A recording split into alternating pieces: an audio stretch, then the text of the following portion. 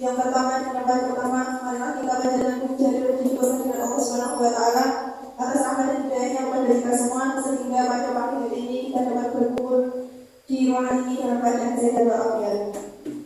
Tak lupa selawat serta salam tercurahkan kepada Nabi Allah kita, Nabi Muhammad SAW, yang sangat kita harapkan syafaatnya besok di yaumul akhir. Amin Allahumma amin. Bapak Ibu hadirin sekalian yang saya hormati, pada kesempatan ini izinkan saya untuk menyampaikan acara yang akan kita lalui bersama-sama. Acara yang pertama yaitu pembukaan. Acara yang kedua sambutan kepala sekolah SD Negeri Tumpang Kabupaten. Acara yang ketiga pemaparan diferensiasi budaya positif, dan acara yang terakhir acara penutup. Untuk pembukaan pada acara hari ini, marilah kita buka dengan bacaan bersama-sama. Bismillahirrahmanirrahim. Untuk acara yang kedua yaitu sambutan dari Kepala Sekolah SD Negeri Tumpang Kabupaten kepada Ibu Minarti, kami silakan.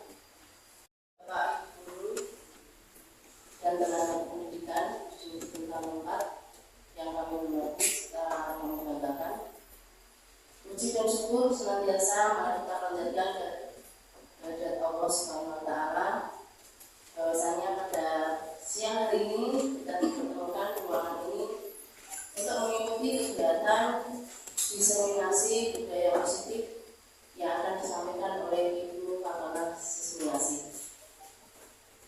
dalam keadaan yang sehat walafiat tanpa suatu halangan apapun.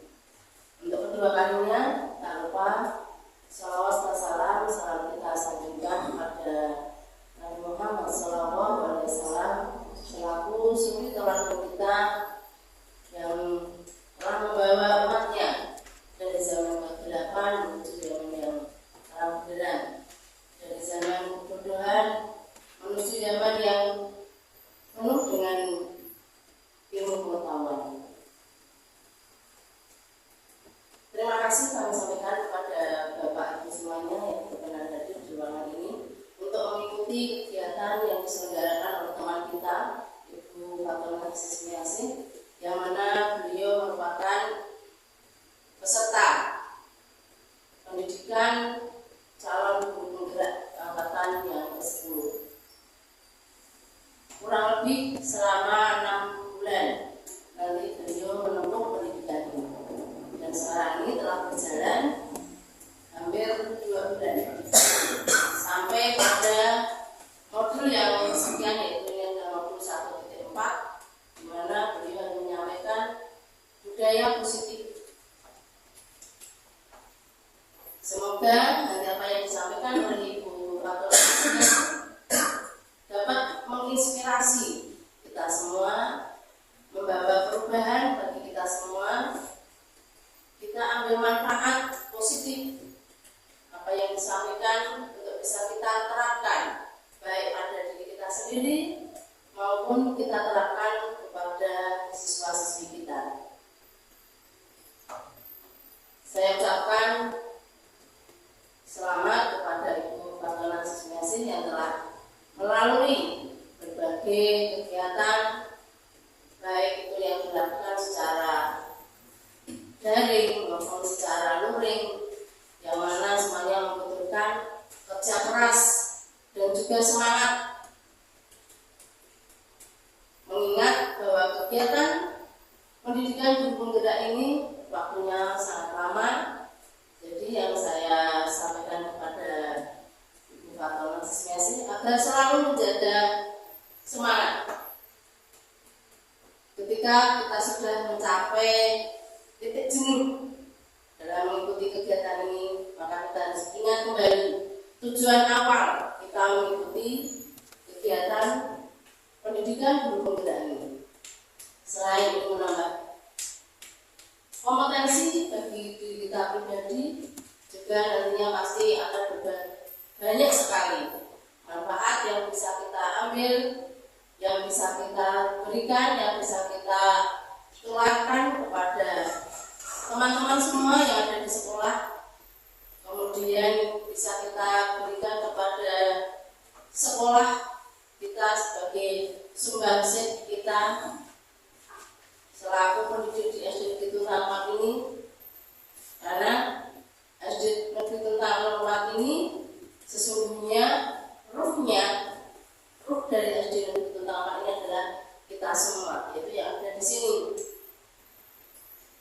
semua warga sekolah itu adalah ruh yang ada di Jurusan Tingkat 4. Maka bagaimana kita bersinergi, berkolaborasi untuk bekerja sama menjalankan visi, misi apa yang telah kita sepakati agar nantinya SD Negeri Tingkat 4 ini semakin maju.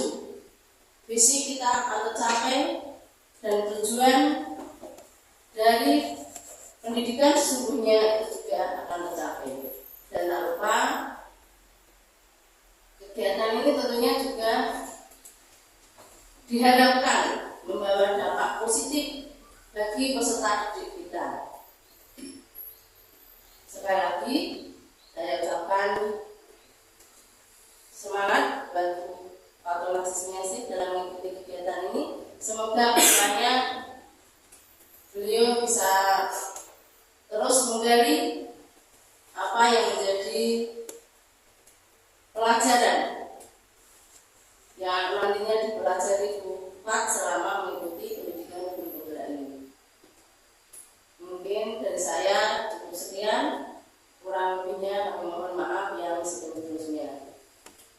Dari saya, wassalamualaikum warahmatullahi wabarakatuh.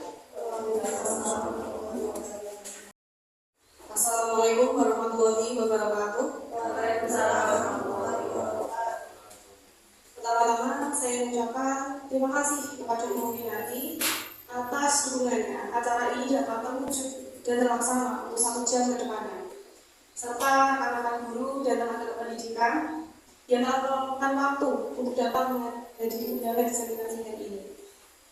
Tujuan saya mengadakan diseminasi hari ini adalah apa yang telah saya peroleh melalui pendidikan guru penggerak angkatan 10 dapat saya tularkan dan dapat kita pelajari bersama-sama. Karena budaya positif ini tidak akan bisa terwujud tanpa adanya kerjasama dan kolaborasi yang baik antara guru, siswa, dan stakeholder yang ada di sekolah. Untuk itu saya akan memaparkan diseminasi budaya positif, menyebarkan pemahaman dan penerapan budaya positif.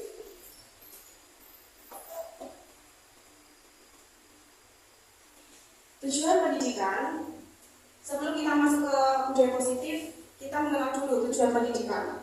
Tujuan pendidikan yang dipaparkan oleh menurut Ki Hajar Dewanono adalah menuntun segala kodrat yang ada pada anak agar mereka dapat mencapai keselamatan dan kebahagiaan yang setinggi-tingginya baik sebagai manusia maupun sebagai anggota masyarakat.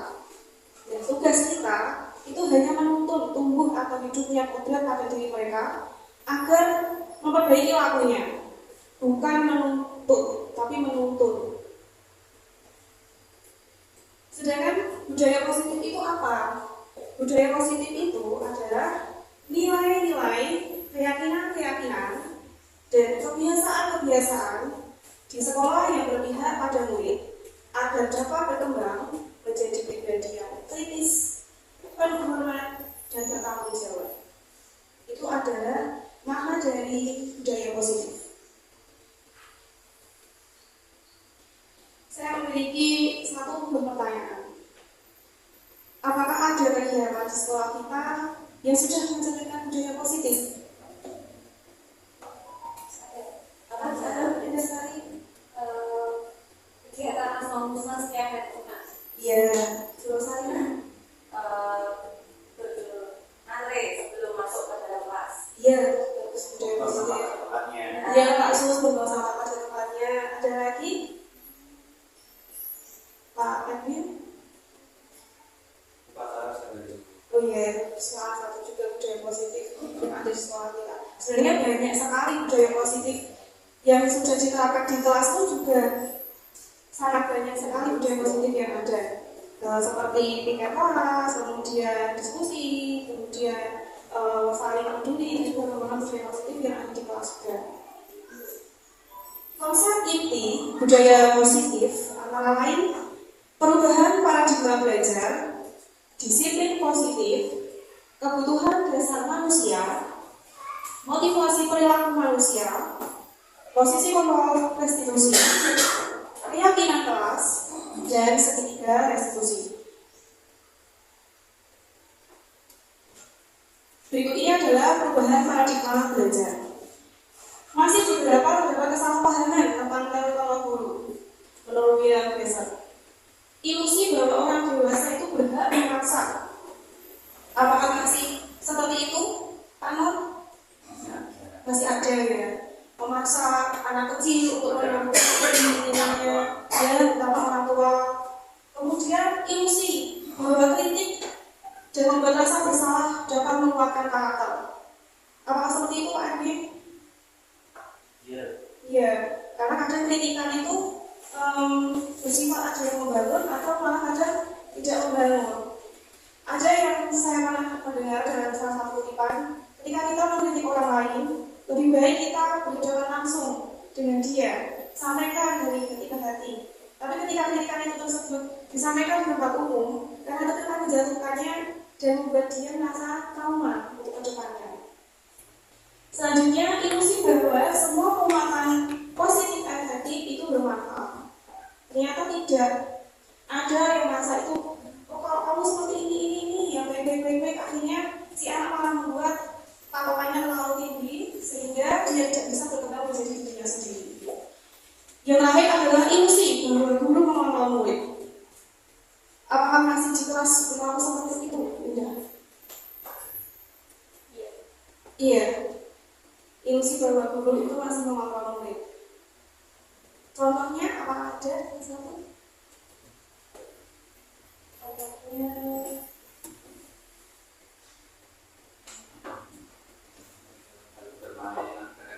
iya, bermain dengan temannya.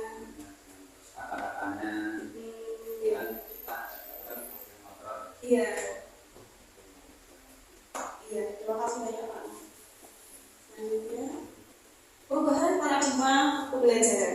Nah, dari situ kita bisa menyimpulkan jika pembelajaran dirancang dengan mempertimbangkan tahap perkembangan dan tingkat pencapaian peserta didik saat ini sesuai dengan kebutuhan belajar, mencerminkan karakteristik dan perkembangan yang beragam sehingga pembelajaran menjadi bermakna dan menyenangkan serta berorientasi pada masa depan yang berkelanjutan.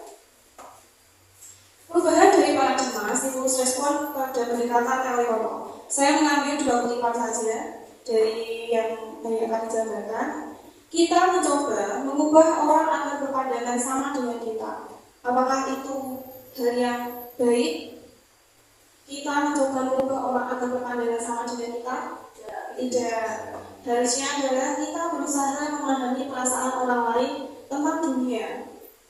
Ya selanjutnya orang lain bisa mengontrol saya. Baguskah seperti itu Pak Edwin? Tidak ya. Pak Edwin jika penderitaan sama orang lain diatur itu kan tidak baik ya Pak. Iya. Hanya Anda yang dapat mengendalikan diri Anda sendiri. Saya Pak Edwin mau jadi guru ya Pak Edwin berusaha waktu itu Pak. Bertanggung jawab ya, luar biasa. Mari kita jawab pertanyaan ini. Ketika mendengar kata disiplin, pertama kali apa yang terbayang oleh Bapak Ibu? Kata disiplin. Mengikuti aturan, betul. Ada yang lain lagi? Membiasakan hal yang baik. Membiasakan hal yang baik, betul. Mungkin selanjutnya tata tertib, ya. Aturan, lagi-lagi ya. Ketika kita mendengar disiplin, pasti akan mengingat tentang peraturan. Waktu tata tertib. Setuju atau tidak? Setuju. Ya, pada kenyataannya, disiplin positif itu berasal dari bahasa Latin artinya belajar. Disiplin positif itu menumbuhkan sikap disiplin yang didorong dari dalam anak tanpa hukuman dan tanpa hadiah. Mungkin kita masih keliru beberapa hal. Kalau mereka tidak disiplin nanti akan dihukum. Kalau mereka tidak disiplin nanti kalau mereka disiplin nanti iming-imingnya akan diberikan hadiah. Nah, itu sifatnya jika terlalu lama akhirnya terjadi ketergantungan pada diri anak. Disiplin positif adalah seseorang yang bisa bertanggung jawab terhadap apa yang dilakukannya karena berdasarkan tindakan mereka pada nilai-nilai kebijakan yang universal. Kebijakan universal itu seperti apa? Nah, sebelum masuk ke kebijakan saya meminta Bapak Ibu untuk memecahkan gambar berikut. Nah, minta tolong untuk dicari 8 perbedaan antara dua gambar tersebut. Di bagian apa saja? Ekor sama ekor. Kapal sama ekor, ya. Terus? Anjingnya nggak pakai kacamata. Iya, yang satu ada kacamata, yang satu tidak. Botol sama Botol di bawah itu loh, sama apa itu? Kok. Oh iya, kaca di bawah utama. Anaknya itu pakai kacamata sama yang tidak. Betul. kepiting Kepiting sama pura-pura. Ember. Ajaran talinya. Masih ada satu lagi. ikannya Betul ya, bisa Oh, gitu iya, ya. iya. Coba kita lihat hasilnya. Iya, betul sekali. Nah, ada 8, tapi ternyata ada satu lagi yang kurang. Bebek. Burung pelikanya, sayapnya. Ditambah itu ya. Bebek itu di nomor beda. Nah, itu pertanyaan di naik. Iya, sayapnya yang satu naik, yang satu turun. Jadi yang satu sudah terbang, yang satu melenggang. Nah, nilai-nilai kebijakan universal adalah nilai-nilai kebijakan adalah sifat-sifat positif manusia yang merupakan tujuan yang ingin dicapai setiap individu. Nilai-nilai kebijakan yang diyakini seseorang, maka motivasi intrinsik akan mendorong sehingga menggerakkan motivasi dari dalam untuk dapat mencapai tujuan mulia yang mereka inginkan. Itu adalah makna dari nilai-nilai kebijakan. Nilai-nilai kebajikan itu tertuang dalam profil Pancasila. Pak Edwin pesan yang pertama profil pelajar Pancasila itu apa, Pak? beriman tetap pada Tuhan. Iya, yang kedua apa, Pak? Pesan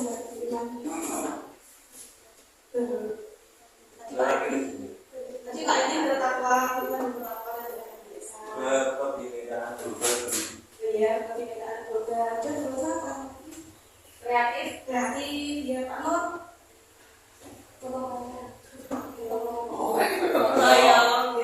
Dan mandiri, yang kenal itu adalah komponen dari pelayanan kebajikan yang keluar dalam profil pelajar Pancasila. Motivasi perilaku manusia. Saya memiliki pertanyaan seperti ini, bisa dijawab siapapun yang ada di sini. Anda berangkat ke sekolah setiap pagi dan tidak pernah terlambat. Apakah motivasi yang mendasari tujuan Anda? Motivasinya apa? Atau karena ingin belajar ujian, kemudian tidak buru-buru, iya, mematuhi tata tertib. Nah, coba kita lihat di sini. Apakah Anda hadir karena tidak ingin ditegur oleh kepala sekolah? Tidak ya, di sini hadir karena dari sini karena tidak ingin tadi terganggu di jalan atau macet seperti itu ya.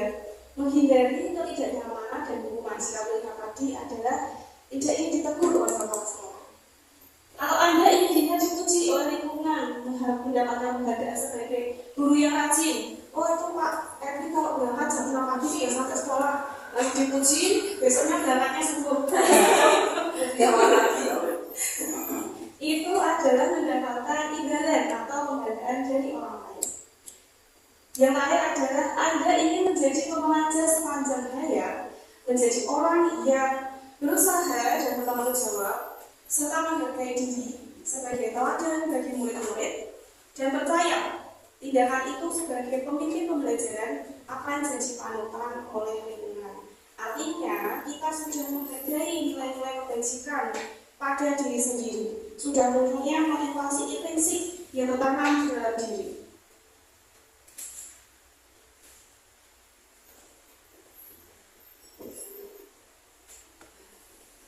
Kebutuhan dasar manusia. Kebutuhan dasar manusia itu ada, itu hati otak bukan malah hati ya. Hatinya apa? Enggak, oke. Bertahan hidup itu kebutuhan untuk makan, minum, tempat tinggal, dan keamanan, dan kesehatan. Yang kedua adalah kasih sayang. Saya rasa setiap orang di sini pasti membutuhkan kasih sayang.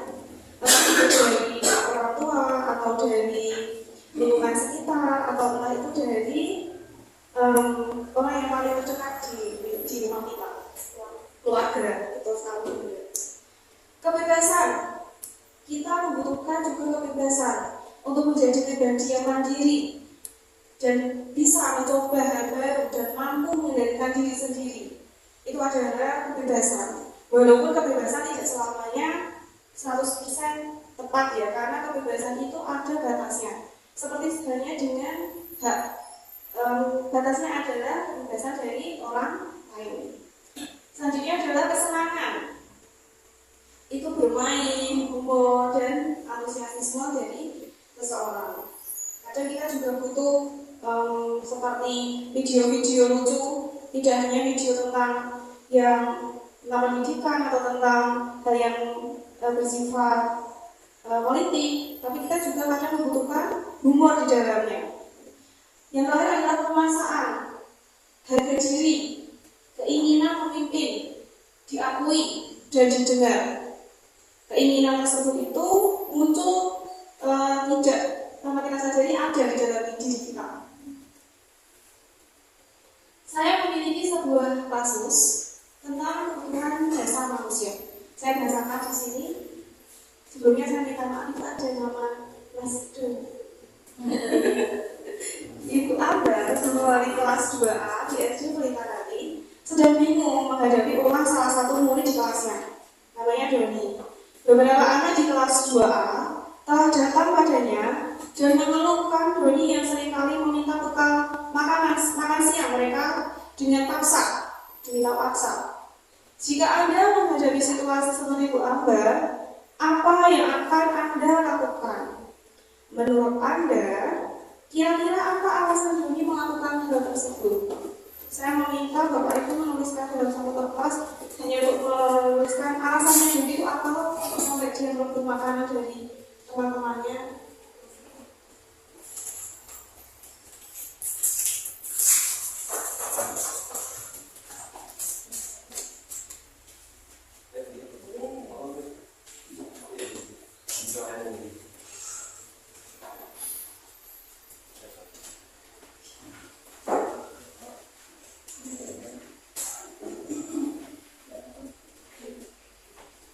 Singkat saja tidak apa-apa.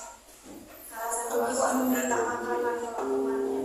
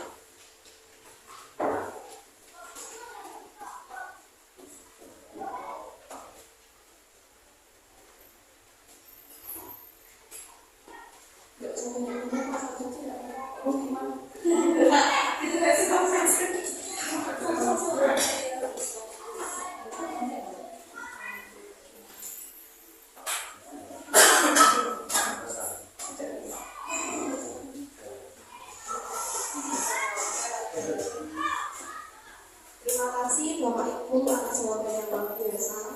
Saya bacakan yang pertama, karena dari rumah belum sarapan. Bisa jadi belum sarapan.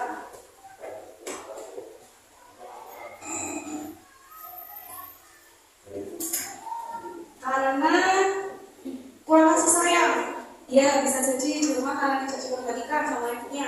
Berangkat. Sudah. Yang selanjutnya karena lapar. Ya bisa jadi karena kebutuhan lapar tadi, jadi membantu temannya bisa. Contohnya aja. Tidak membawa karena uang saku. Jadi tidak membawa sama uang saku. Jadi minta temannya karena tidak membawa uang saku. Ini jawaban lagi sangat diplomatis karena ini Dodi, bukan Dodi. Dodi tidak sanggup. Jawabannya sangat bagus sekali. Tidak sanggup, ya betul. Jika Bapak Ibu tadi kita simpulkan karena ada yang belum sarapan, ada yang kurang kasih sayang, maka jawabannya seperti ini. Apabila jawaban Doni ketika ditanya oleh Bu Ambar adalah karena ia lapar dan mendapatkan bekal makan siang, maka kebutuhan dasar yang sedang berusaha dipenuhi oleh Doni adalah kebutuhan untuk bertahan hidup atau survival. Itu adalah kebutuhan bertahan hidup yang jika indikasinya Doni tidak dibawakan bekal makan siang oleh ibunya. Yang selanjutnya adalah rasa kasih sayang. Tadi ada juga muncul di dalam Bapak Ibu. Apabila Doni tadi menjawab alasannya mengambil bekal temannya itu karena dia merasa senang temannya jadi memperhatikan dia. Oh, kamu tidak bawa bekal ya? Oh, kamu masih lapar ya? Pasti temannya dia berkata seperti itu. Selanjutnya adalah kebebasan. Apabila jawaban Doni bosan dengan bekal yang sama dia bawa setiap hari, maka dia ingin mencicipi bekal yang dibawa oleh temannya. Maka ia membutuhkan memenuhi kebutuhan kebebasan. Selanjutnya adalah apabila jawaban Doni yang melakukan karena iseng. Dia senang sekali melihat ketika temannya dijaili, teman-temannya kesal, makanannya diambil dan teman-temannya itu menuruti apa keinginan Doni. Dan teman-teman itu terlihat lucu bagi Doni, dan Doni itu sudah memenuhi kebutuhan kesenangan. Namun bila jawaban Doni dia merasa terlihat hebat dan teman-temannya takut, akhirnya menuruti, maka sebetulnya Doni itu sudah memenuhi dari kebutuhan dasar yaitu pemaksaan kepada teman-teman. Dan dari satu kasus saja itu kita tidak bisa menghakimi seorang anak, oh kamu itu tidak bawa bekal, terus minta temanmu kamu nakal begini. Kita cari tahu dulu latar belakangnya, kita pahami dulu anak itu kenapa tidak membawa bekal. Tidak langsung kita memberikan suatu hukuman atau teguran atau sanksi. Ya, dari motivasi perilaku manusia itu ada 3 hal yang membuatnya untuk memiliki motivasi. 1, itu menghindari ketidaknyamanan atau hukuman. Menghindari ketidaknyamanan itu biasanya karena takut dihukum. Ketidaknyamanan atau dihukum. Contohnya misalnya di kelas ketika tidak membawa buku, ya tidak menulis KKN biasanya akan dihukum. Akhirnya tidak nyaman dan kemudian berarti besok saya harus menulis KKN, takut kalau dihukum. Yang selanjutnya adalah mendapatkan imbalan atau penghargaan dari orang lain.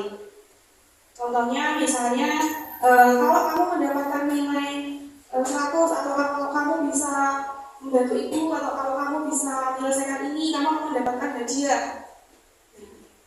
Saya sendiri sudah mungkin masih berkali melakukan hal tersebut karena memang anak cenderung lebih langsung bisa menerima ketika kita menjanjikan mereka sebuah hadiah.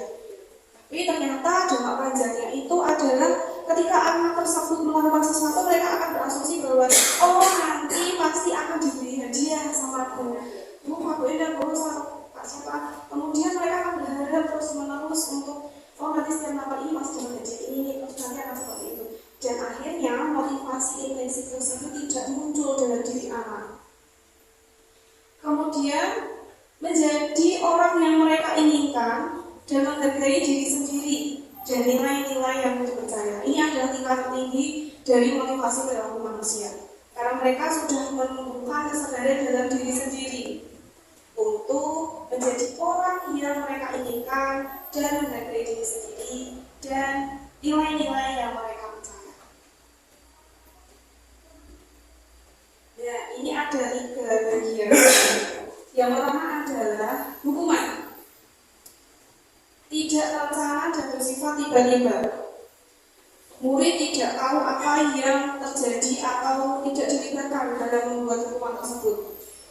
Jadi mereka seperti kok tidak membawa sepatu dan tidak membawa dasi kopi 10 kali keliling lapangan misalnya sampai 5 kali.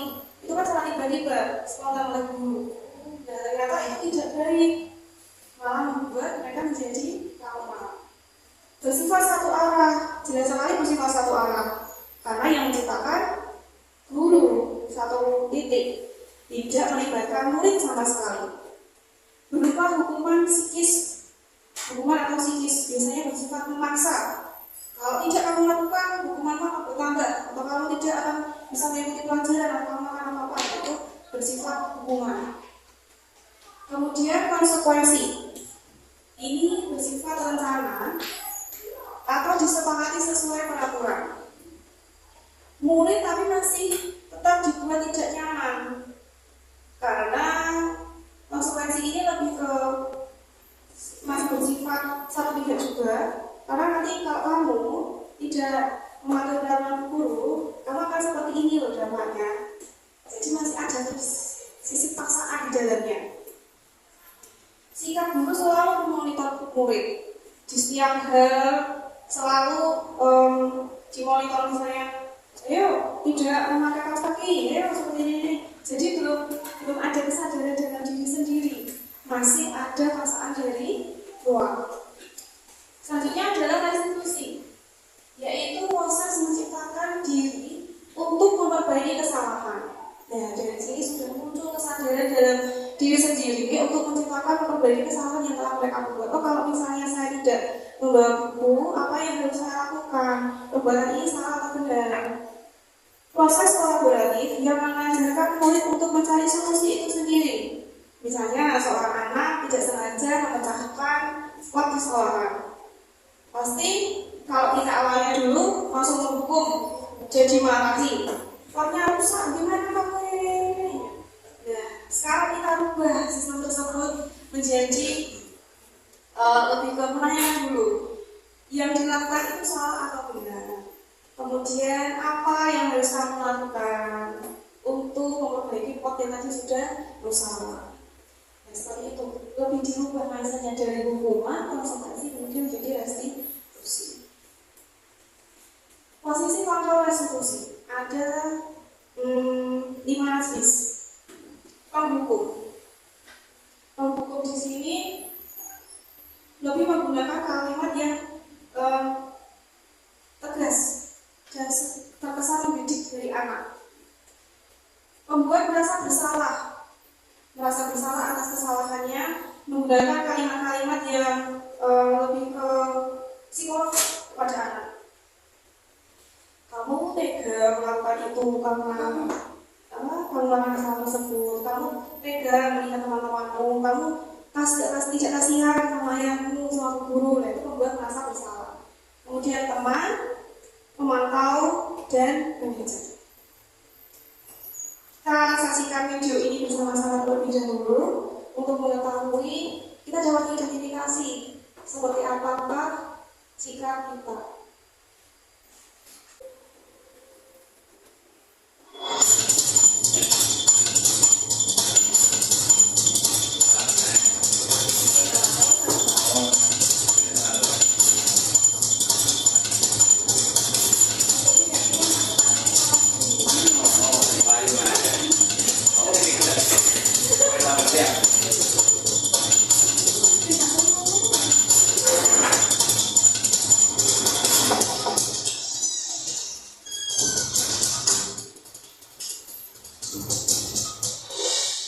Maaf Pak, saya terlambat. Jadi, kamu tahu nggak sekarang ini jam berapa? Jam 1 siang Pak. Dan kamu tahu kan jam berapa itu mulai jam berapa? Jam setengah 1 siang Pak. Kamu itu kan udah siang ya? Kok masih bisa datangnya terlambat? Maaf Pak, sebenarnya saya. Udah, sebagai hukumannya ulurkan kedua tangan kamu.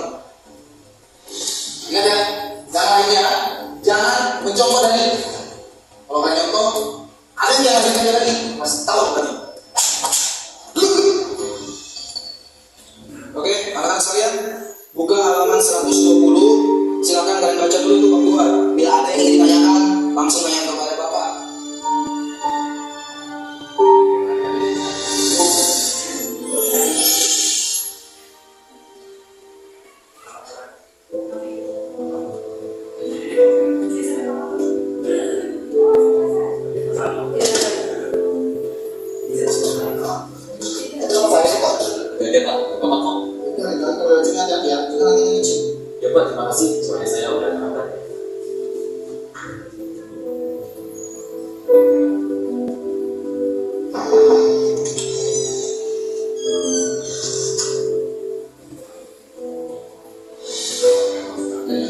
Bapak, saya terlambat.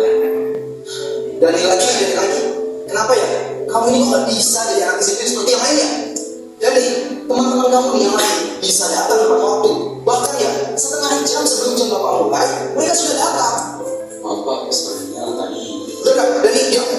Bapak gak mau dengar apapun alasan kamu. Kamu tahu kan? Harus apa? Sini, dulu tangan kamu. Dani, dengar ya. Kalau kamu masih aja datang lambat, Bapak gak akan segan-segan untuk selalu melakukan ini sama kamu setiap hari. Dan ini kamu harus semuanya. Dengar ya?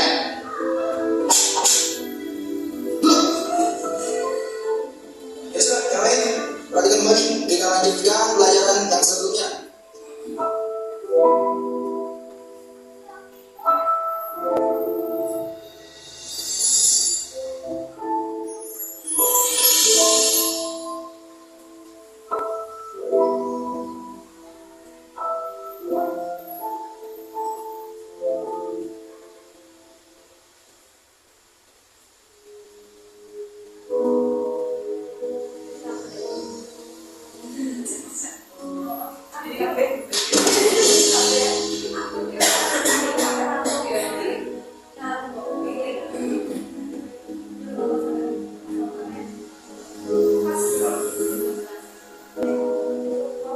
Ini kan dia mau dibawa kemana Pak? Biar saya bantu. Udah, maksudnya Bapak bisa kok sendiri.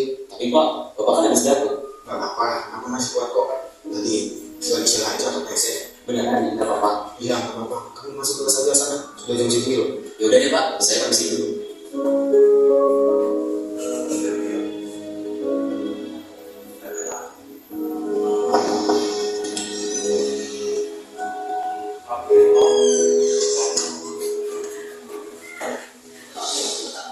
Maaf Pak, saya terlambat.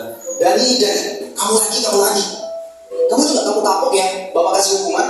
Kamu itu kan masuk siang loh. Kok bisa sampai terlambat seperti ini loh?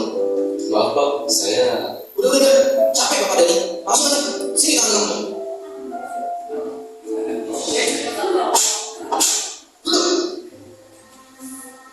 Ingat ya anak-anak, Bapak mau kalian semua tuh harus disiplin. Jangan mencontoh Dani. Datang ke sekolah, seenaknya aja.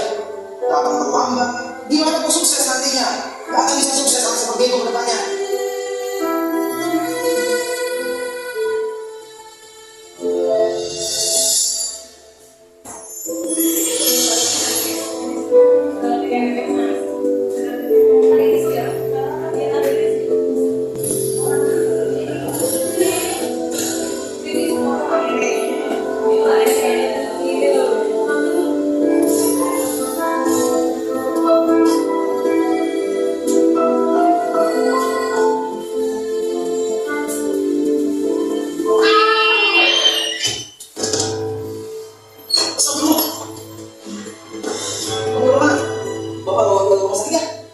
Gak kan Pak, saya buru-buru. Mau kemana? Biar Bapak antarin.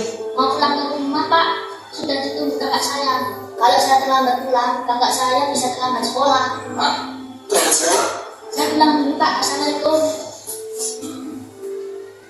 Ya udah, Bapak temani kamu pulang ya. Ya.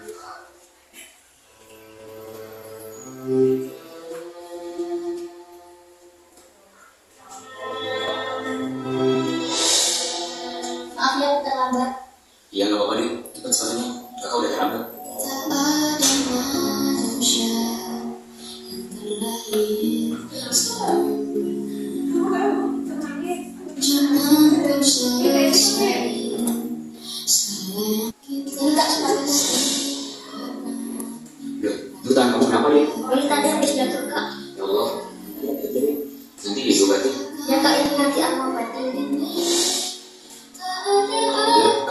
Iya kak, aku nanti. Assalamualaikum.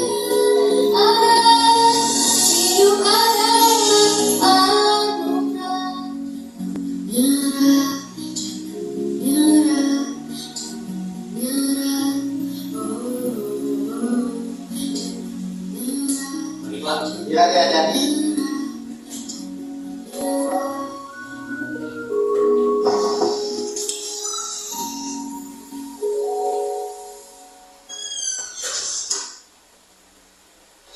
Maaf, saya kadang-kadang.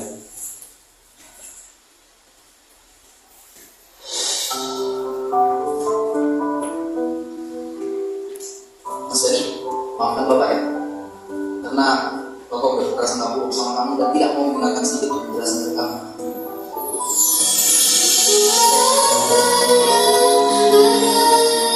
Hidup adalah anugerah, tetap jalani hidup ini, melakukan yang terbaik. Tuhan bersama. Oh iya Mas Dani, Bapak sesuatu buat kamu sebentar ya. Ini Bapak ada hadiah, ini tidak sih Bapak buat kamu, tolong diterima ya. Ayo dibuka aja, dan kamu lihat aja sendiri. Bapak yakin kamu pasti suka.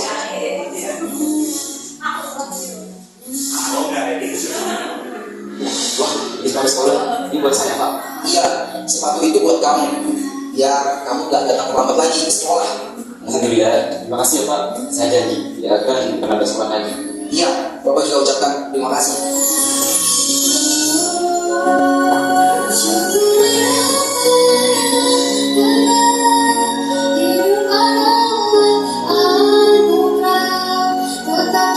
Berikan dari Denny dan guru. Kenapa Pak Denny bisa lambat sekali masuk sekolah? Ternyata karena sepatunya bergantian dengan adiknya, dan itu membuat Rofi tadi menangis berjulur sama dengan Sri Hidayah gitu. Itu adalah mengajarkan kepada kita bahwa kita tidak bisa langsung hakimi murid kita. Kamu kalau salah seperti ini nanti dihukum, apalagi dalam video tadi sampai dipukul namanya menggunakan garis jelas itu sudah merata ke fisik pada anak. Nah, padahal itu malah membuat si anak menjadi semakin tahu, malah takut. Untuk saja itu jadi masih masuk gerakan sekolah. Tapi coba kalau misalnya besoknya tidak perlu ke sekolah karena kamu dipukul tangannya lagi, tanpa Pak Guru tahu alasan apa yang telah membuat dia ke sekolah. Nah, butuh sekali makanya sifat kita sebagai guru untuk mengontrol diri dan lebih memahami siswa terhadap permasalahan yang telah mereka hadapi. Contoh 5 posisi kontrol guru. Ada seorang siswa terlambat sekolah. Sekarang kamu lari keliling lapangan 3 kali. Nah, itu maksudnya ke penghukum, lebih ke penghukum dari murid. Berapa kali ibu atau bapak memerintahkan kamu saja selalu mengecewakan bapak atau ibu? Sama seperti Pak Guru tadi bilang sama ini. Berapa kali bapak bilang sama kamu lagi. Itu membuat merasa bersalah.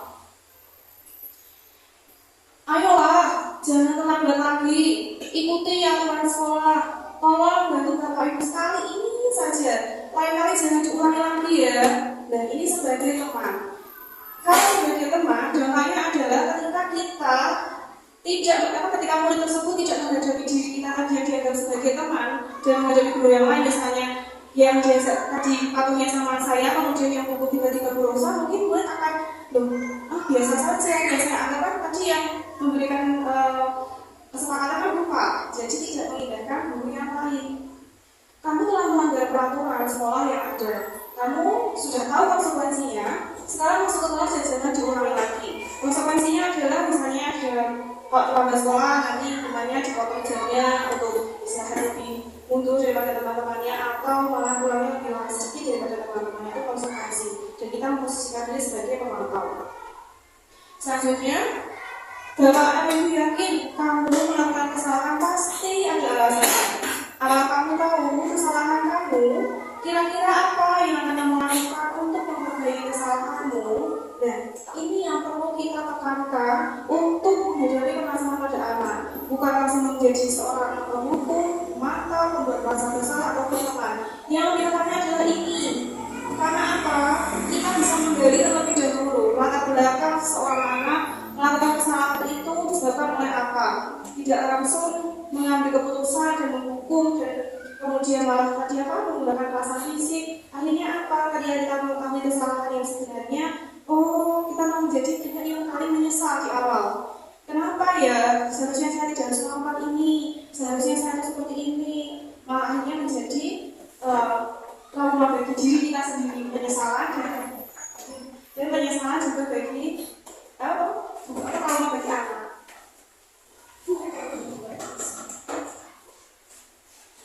Apa kamu tidak kasihan? Ini saya coba kamu nambah ya.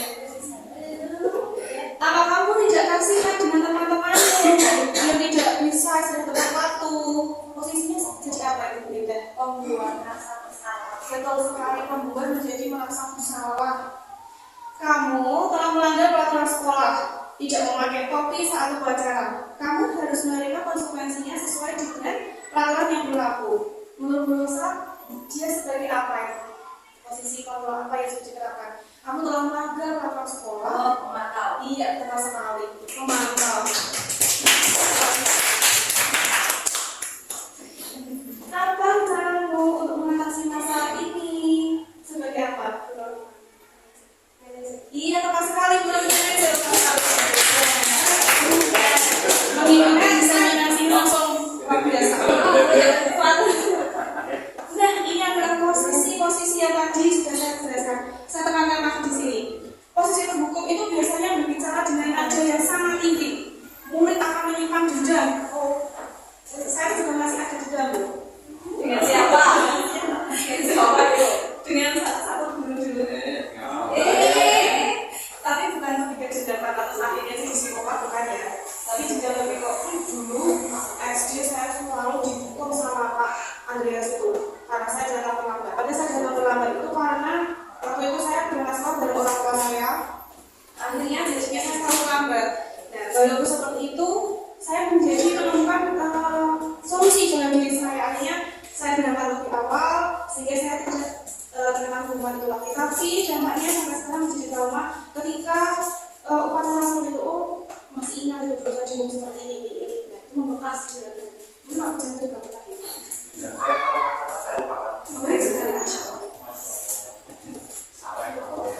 Posisi membuat merasa bersalah, berbicara dengan nada yang tenang, lembut, murid merasa menjadi gagal dan memandang buruk diri sendiri sehingga menyimpan emosi di dalam diri. Gara-gara aku ya teman-temanku tidak istirahat, gara-gara aku bosan jadi marah-marah, gara-gara aku Pak ini jadi tidak bisa ikut kegiatan yang lainnya. Itu membuat rasa bersalah pada diri. Nah, juga posisi teman, guru berbicara dengan lama dan akrab, merasa murid menjadi lebih dekat, namun faktor ketergantungan kepada orang tertentu. Misalnya yang dianggap teman itu Pak Pujanda, ya sudah yang dipakai Pak Pujanda. Ketika Pak Edi memberikan masukan atau Pak memberikan masukan, nanti biasanya tidak dijalankan yang dianggap teman tadi Pak Pujanda. Posisi pemantau, mengandalkan berdasarkan peraturan dan konsekuensi. Bahasa yang digunakan itu adalah taat dan koma. Kalau kamu melanggar, mulainya seperti ini. Itu menggunakan posisi pemantau. Sedangkan posisi manajer yaitu murid menjadi mandiri, memecahkan masalah, merefleksi kesalahannya, dan guru memberikan pertanyaan bermakna. Pertanyaan bermakna ini seperti ini, mungkin bisa diterapkan. Kenapa kamu melakukan perbuatan itu? Nah, kita tergantung sisi kamu ya. Kamu pasti punya alasan ya melakukan hal tersebut, atau bagaimana ya kamu supaya tidak mengulangi hal itu lagi. Mungkin dulu kita gambar atau lebih menggunakan nada yang tinggi dan kasar, sekarang menggunakan posisi manajer. Ini sering satu kali lagunya sering satu kali saja. Saya tidak tahu berdiri 5 kali tak coba berdiri Pak Sus. Oke. Pak Sus tahu berarti. Coba berdiri Pak Imam. Seperti ini. Konsentrasi dimulai. Nanti saya menyebutkan banyak faktor rosa. Nanti Bapak saya menyebutkan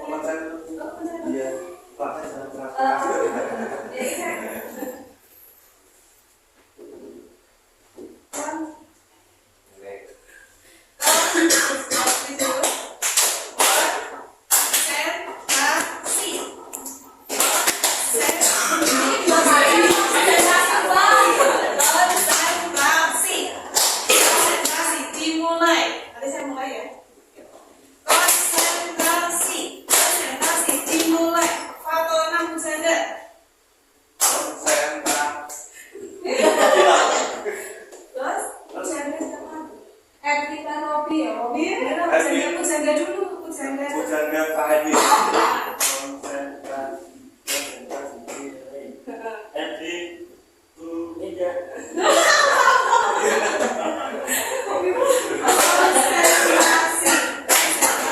Dimulai Pak Endar Pak Nur.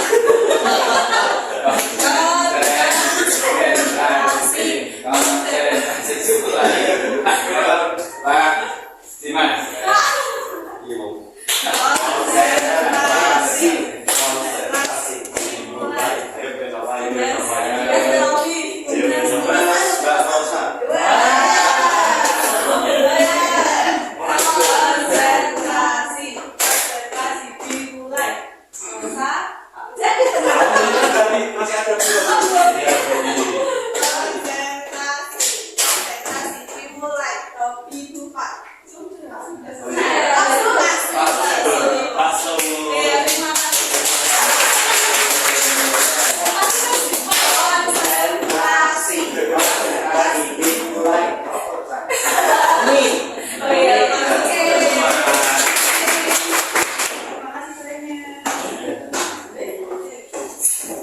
Kenapa kita memilih keyakinan dan bukan peraturan? Nah, pasti masih bertanya-tanya. Kenapa kok bukan peraturan tapi keyakinan?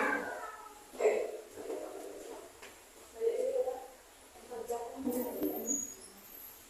Pembentukan keyakinan kelas itu bersifat abstrak, kemudian berupa pernyataan yang universal, dibuat dengan pernyataan positif, sedikit saja kalimatnya jangan panjang-panjang, Anda mudah diingat, sesuai dengan kondisi kelas, sehingga mudah diterapkan. Misalnya untuk kelas rendah, ya kita harus mengetahui keadaan kelas rendah kita, bukan menggunakan kesepakatan untuk kelas tinggi.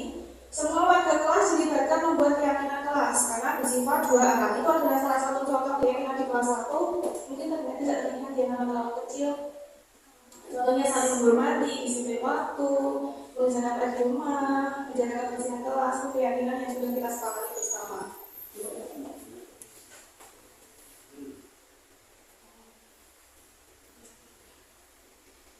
Dalam membuat memutuskan suatu permasalahan, kita menggunakan segitiga resolusi. Segitiga resolusi itu merupakan kegiatan diskusi yang dijalankan antara guru dan murid untuk menghasilkan murid yang mandiri dan bertanggung jawab. Yang pertama adalah menstabilkan identitas. Menstabilkan identitas yaitu dengan kita menanyakan kesalahan yang lebih dahulu. Kenapa?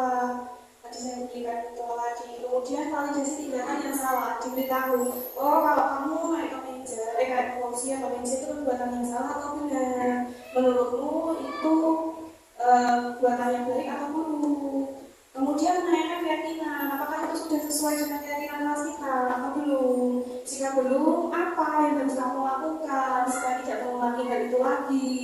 Kalau kamu misalnya tidak mengulangi hal tersebut lagi, apa yang harus kamu lakukan? Nah, hal-hal tersebut harus kita tanamkan kepada anak ketika anak tersebut melakukan suatu kesalahan, bukan dengan langsung intimidasi atau memberikan hukuman. Menstabilkan identitas berdasarkan pada prinsip membuat kesalahan merupakan bagian dari proses pembelajaran. Menggunakan kata-kata berbuat kesalahan itu manusiawi kok, tidak apa-apa. Bapak Ibu guru juga pernah melakukan sebuah kesalahan. Tidak ada manusia yang sempurna. Dengan pendekatan tersebut, anak akan menjadi lebih tenang dan lebih membicarakan kesalahan itu secara santai dan lebih nyaman kepada kita. Berdasarkan bahwasanya perilaku berdasarkan pada kebutuhan tertentu. Kita tidak tahu kebutuhan yang sedang dialami itu seperti apa. Padahal kamu bisa loh melakukan hal yang lebih buruk. Misalnya kamu mendorong temanmu atau tiba-tiba kamu memukul temanmu. Tapi kamu bisa baik menahannya, tidak melakukan itu. Kita berikan respon positif terlebih dahulu. Mencari contoh positif dari seorang anak. Kamu melakukan sesuatu pasti ada alasannya. Jadi menanyakan alasannya seperti apa. Tidak seperti video tadi. Langsung saja dibuangkannya, tapi kita bisa tahu alasan seorang anak melakukan hal tersebut karena apa. Saya pernah dicontoh di kelas 1, waktu salah satu murid saya makan di kelas. Saya bertanya, kenapa kamu kok makan di kelas? Katanya karena dia belum sarapan. Saya memberikan penguatan positif terlebih dahulu. Oh, kamu bagus loh, sudah berusaha berangkat pagi. Dia katanya tidak mau terlambat datang ke sekolah sampai dia lupa sarapan.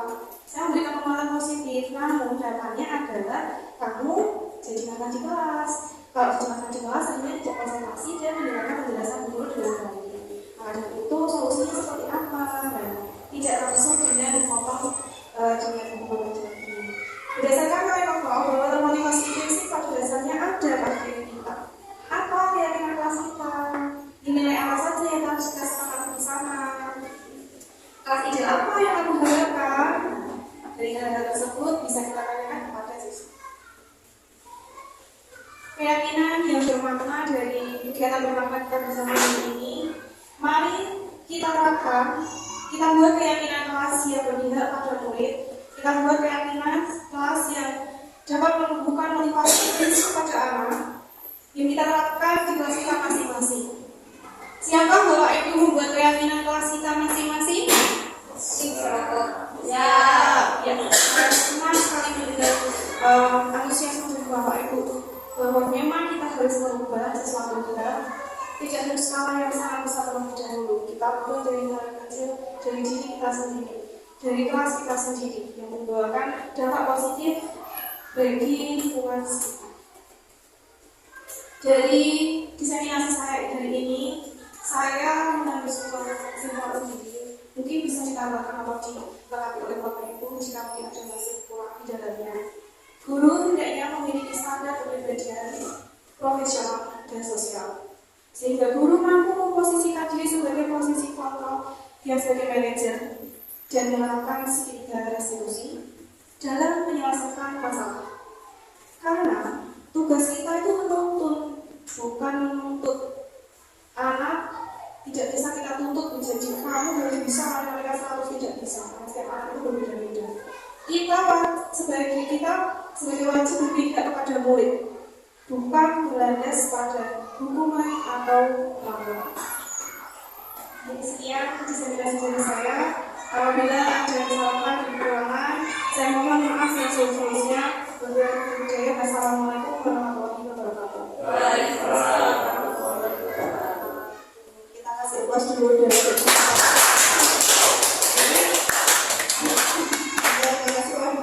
materi yang sangat luar biasa. Demikian acara pada siang hari ini. Ibadah kita pada pembukaan acara, kita tutup acara ini dengan bacaan membaca hamdalah bersama-sama. Alhamdulillah. Sebelum saya tutup dengan salam, ada sedikit pantun. Nanti kita cakep ya. Pisang masak boleh dimakan. Pisangnya dimakan di tempat kolam. Sebelum keluar ruangan, kami tutup mengucapkan salam Allah. Wassalamualaikum warahmatullahi wabarakatuh.